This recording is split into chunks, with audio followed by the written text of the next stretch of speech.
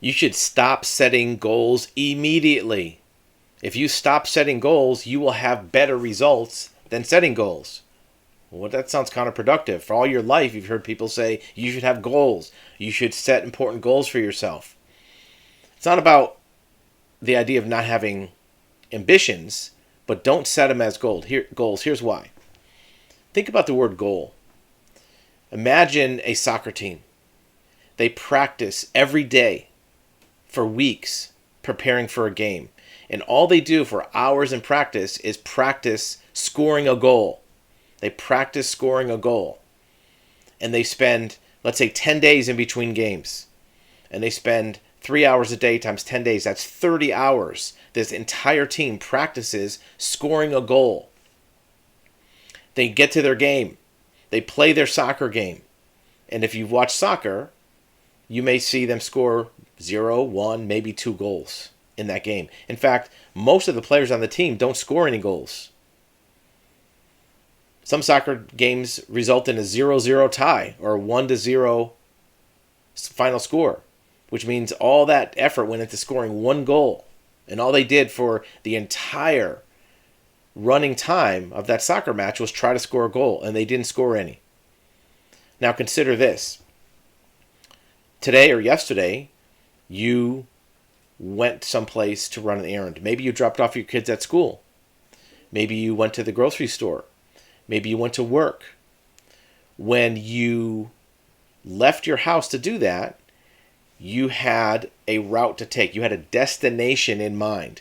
You know, if you leave your house, you take a right on Oak Street, left on Main Street, go down the highway, get off exit 22, take a right on Elm Street, you're going to get to that destination. Did you practice that before you went to work? Did you practice for 2 or 3 days driving that route to make sure it would work? Did you practice driving to your kid's school to make sure you would get there? No, you didn't have to practice it because it's a very specific set of instructions to get to a destination. It wasn't a goal. And maybe 300 days out of the year, you drive to work or drive to the store or drive to your kid's school. Of those 300 days, how many times do you fail on getting there? Well, maybe once or twice. If you get a flat tire, you get distracted, you get a phone call, you have to go somewhere else. But most of the time, you get there. Maybe there's an accident and you have to go around and take another route. Who knows? But of all those 300 times, you succeeded in getting to that destination because you had a very specific set of instructions to get there. It wasn't a goal. I set a goal for myself to get to work. It's not a goal. It's a destination. So, for the important things in your life that you want to accomplish, don't make it a goal, make it a destination. If you just put a random kind of pie-in-the-sky goal with no specific set of plans to get there, you might have the same success as the soccer team. If you set it as a destination with very specific A, B, C, D series of instructions, your chances of getting there are much higher. It'll be like driving to work, driving to your kid's school. It has a destination. So what we recommend doing is instead of using the word goal for the things you want to accomplish or have, use the word destination. That way you can think about it in different terms and actually plan for it in different terms. It's not just a word game. Because you might think, well, I'm just changing the same name of what I'm doing. Yes and no. You're changing the name first, but you're also changing the mental process for how you're imagining getting to that place. If it's a goal, you might get there 1 out of 10 times, 1 out of 20 times. How many goals have you set that you did not eventually accomplish? How many destinations did you set that you did not accomplish? You set destinations like we talked about: work, school, grocery store, vacations, going to your relative's house out of state. All of those destinations, you probably got to them 99% of the time, with a few exceptions for unusual circumstances, because you had a directions. Maybe your navigation on your car gave you the directions, but you still had directions.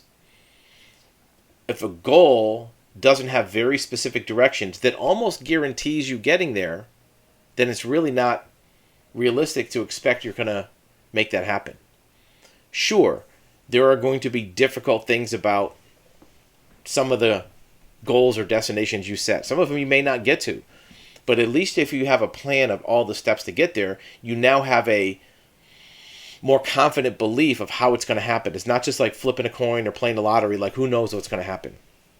You know what you're planning on doing. Now, certainly you can make changes to those steps. If you made 5 or 6 steps of instructions to get to that destination, halfway through, if you realize, well, wait, this is going to be too hard, let me do something different. Or this one is not possible, let me do something different. That's fine. You can change the series of steps to get to that destination. But at least if you have a first completely connected series of steps that get from A to B with no gaps in between, no breaks in the chain, now you have a plan and you can be confident. You can believe that that destination will happen.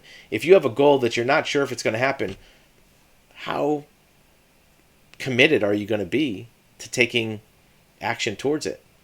If you don't have the clear picture of how to get there, you're not going to be that committed to making it happen because you might fail. And that's going to be part of the probability of getting there or not. When you have a destination with all the steps are described, you know you're not going to fail. You're committed. It's going to happen. If you were using the same analogy and you said, well, I want to drive to this bowling alley, but I don't know if there's any roads that get there. I don't know what the directions to get there. You're not going to be really that committed to getting there. The first time there's traffic or you get bored or something else happens, you're going to bail on the idea. Same thing with goals and destinations. If you don't know exactly how the result is going to happen, you won't be committed to it. You might say you are and you might really want it, but the commitment to execute all those steps, especially when there's adversity, especially when there's problems that pop up, which, as all of us know, often do and definitely do. When those problems and adversity pop up, having that clear series of steps will give you the confidence and commitment to work through that problem to get there. And it makes it easier, right? If you want to be efficient and,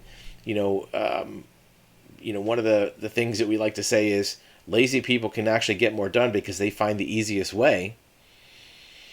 If you want to be lazy about it, having a destination means you don't have to think about the steps. You can just follow the plan you came up with to begin with. Again, goals versus destinations. It's a word game, but also has a means of creating a different plan, a different mindset to getting to an objective that you really, really want.